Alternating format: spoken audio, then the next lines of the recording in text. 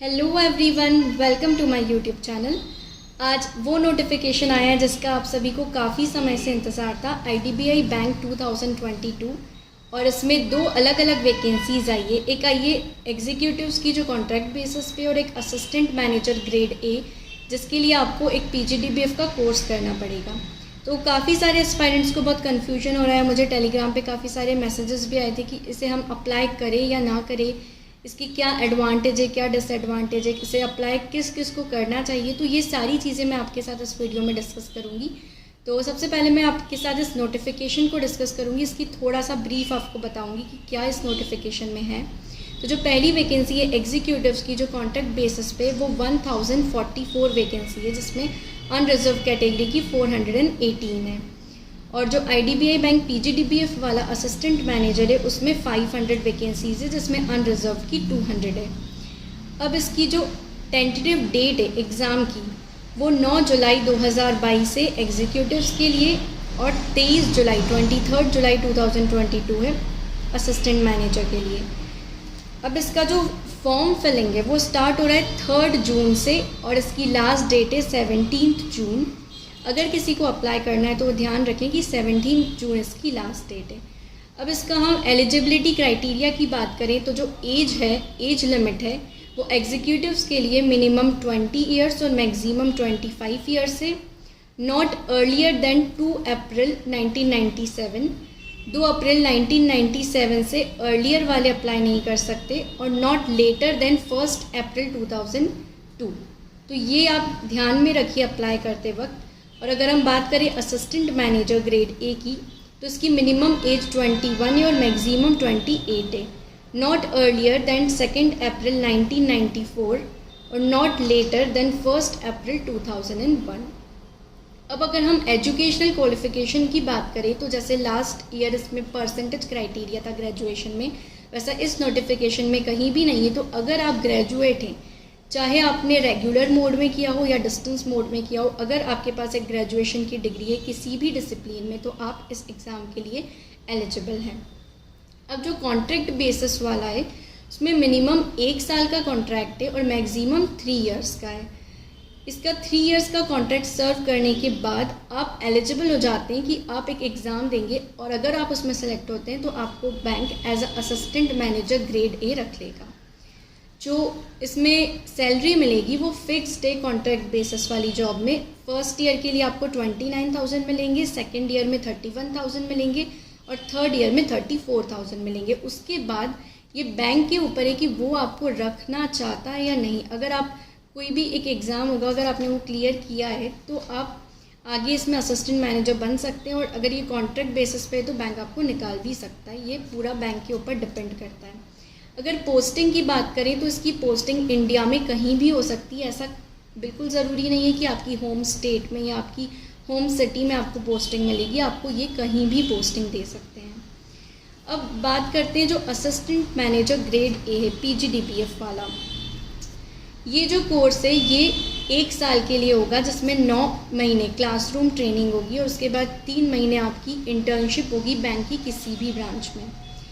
तो जो ये असिस्टेंट मैनेजर वाला है, ये 28 तक की एज वाले अप्लाई कर सकते हैं, लेकिन जो एग्जीक्यूटिव्स है वो सिर्फ 25 वाले अप्लाई कर सकते हैं। और दोनों में से आप किसी एक ही फॉर्म को भर सकते हैं, आप दोनों को फिल नहीं कर सकते।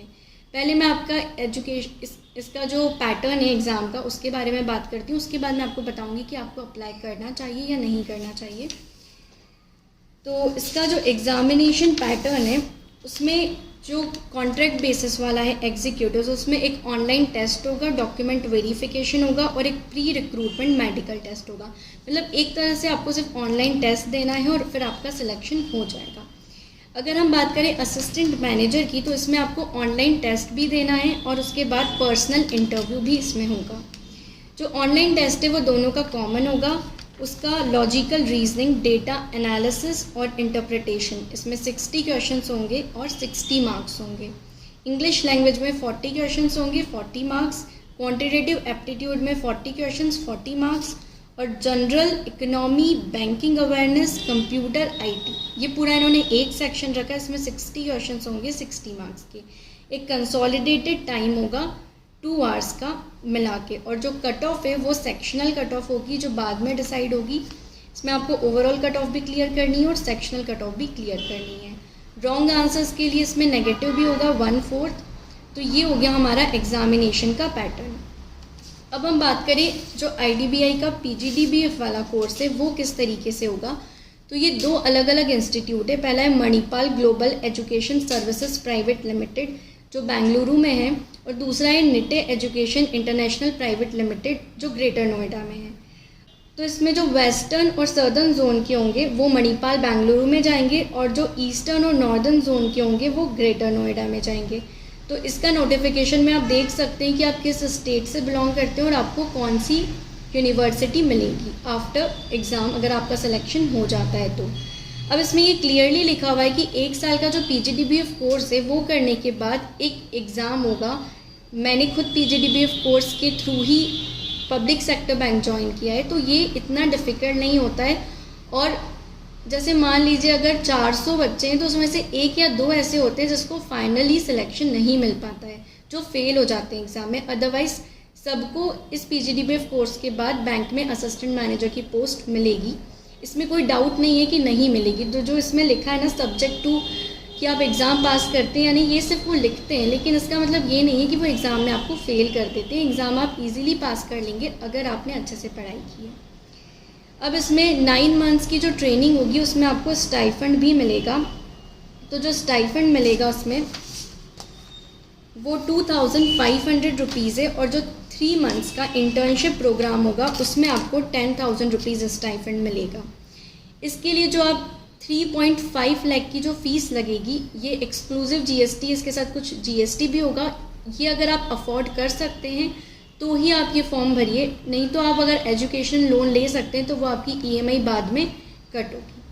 अब हम 2 केस की बात करते हैं। एक तो वो जिनकी एज निकलती जा रही है, जिनकी 26-27 एज हो चुकी है, अभी तक उनकी कोई जॉब नहीं लग पा रही है, तो उन्हें ये जो असिस्टेंट मैनेजर ग्रेड A का फॉर्म है ये ज़रूर फिल करना चाहिए, क्योंकि अब आपके पास ऑप्शन नहीं बचा है, अब आपके पास ज़्यादा समय नहीं बचा है। लेकिन अगर कोई 21-22 अगर किसी की एज है तो मैं आपको यही रिकमेंड करूँगी कि आप ये फॉर्म ना भरें, और अगर आप भर भी रहे हैं तो आप सिर्फ इसे एक एक्सपीरियंस की तरह भरें। अगर आपका सिलेक्शन हो जाता है तो फिर आपके ऊपर है कि आपको ये ज्वाइन करना है या नहीं करना है। दूसरे वो कैंडिडेट होते हैं जिनको जॉब की बहुत ज़्यादा नीड होती है, जिनकी फैमिली कंडीशन थोड़ी अच्छी नहीं होती है, वो अफोर्ड नहीं कर पा रहे हैं, या फिर अगर उन्हें लग रहा है ऐसा कि उन्हें अभी इमीडिएट कोई जॉब चाहिए तो वो ये फॉर्म फिल कर सकते हैं। अब उसमें भी 2 चीज़ें कि आपको कौन सा फिल करना है। तो अगर आप 3.5 लाख रुपए नहीं देना चाहते तो आप कॉन्ट्रैक्ट बेसिस वाला एग्जीक्यूटिव्स का फॉर्म भर सकते हैं, क्योंकि 3 साल तक तो आपको एक सैलरी मिल जाएगी और उन 3 साल में आपके पास अपॉर्चुनिटी होगी कि आप किसी और एग्ज़ाम की तैयारी कर सकते हैं, और साथ ही साथ आपकी इनकम भी हो जाएगी। लेकिन फिर आपको मैनेज करना है कि आप 2 चीज़ें साथ में मैनेज कर पा रहे हैं या नहीं, क्योंकि हर कैंडिडेट जॉब के साथ पढ़ाई नहीं कर पाता। ये आपको डिसाइड करना है कि आपको ये फिल करना है या नहीं करना है। अगर आप अफोर्ड कर सकते हैं और अगर आपको जॉब नहीं मिल पा रही है, आप IBPS PO SBI PO में कई बार फेल हो चुके हैं, तो फिर आप इस अपॉर्चुनिटी को मिस मत कीजिए, क्योंकि इसमें उतने कैंडिडेट्स अप्लाई नहीं करेंगे जितने IBPS PO और SBI PO में करते हैं, क्योंकि इसमें 2 अलग अलग तरह की निकली। आप किसी एक को ही अप्लाई कर सकते हैं तो कंपटीशन कम होगा।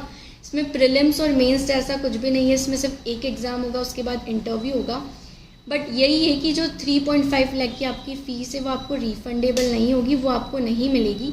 और उसके बाद इसमें सर्विस बॉन्ड भी है 2 लाख रुपए का। अगर 3 साल के पहले आप ये जॉब छोड़ देते हैं तो वो बॉन्ड का अमाउंट भी आपको भरना पड़ेगा। तो काफ़ी सारे डिसएडवांटेजेस भी हैं इसके, लेकिन सबसे इम्पॉर्टेंट चीज़ है कि ये एक अच्छी नंबर ऑफ़ वैकेंसीज आई है, और अगर आपके पास जॉब नहीं है तो आप इसको बिल्कुल मिस मत कीजिए। और अगर आप फॉर्म भरना अफोर्ड कर सकते हैं, अगर आप फॉर्म की फ़ीस अफोर्ड कर सकते हैं तो आप इस फॉर्म को ज़रूर भरिए, क्योंकि फॉर्म भरने के बाद सिलेक्शन होना ना होना ये तो बाद की बात है। फॉर्म अगर आप भर देंगे तो आपके पास एट दी एंड कोई प्लान बी होगा अगर आपका कहीं सिलेक्शन नहीं हो पाता है तो मैं आपको यही रिकमेंड करूँगी। और इससे रिलेटेड अगर आपको कोई भी डाउट्स है PGDBF कोर्स से रिलेटेड, तो मैंने ऑलरेडी अपना PGDBF का एक्सपीरियंस शेयर कर चुकी हूँ मैं, तो उसका वीडियो मैं आपको लिंक में दे दूँगी। फिर भी अगर आपको कोई भी डाउट है कि किस तरीके का कोर्स होता है, क्या क्या सब्जेक्ट्स पूछे जाते हैं, क्या ये डिफ़िकल्ट होता है, ईजी होता है, तो आप कमेंट में लिखिए, मैं आपका आंसर ज़रूर करूँगी।